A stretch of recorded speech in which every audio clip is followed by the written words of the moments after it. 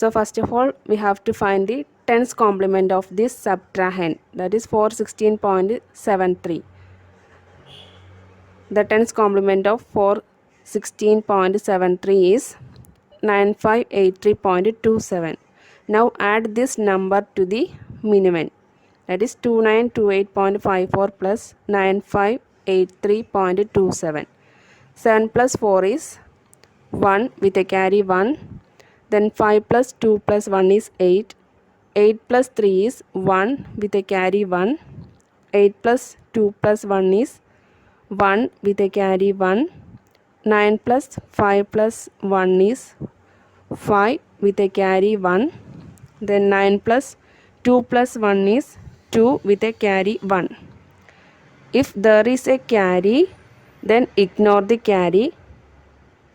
This is the result.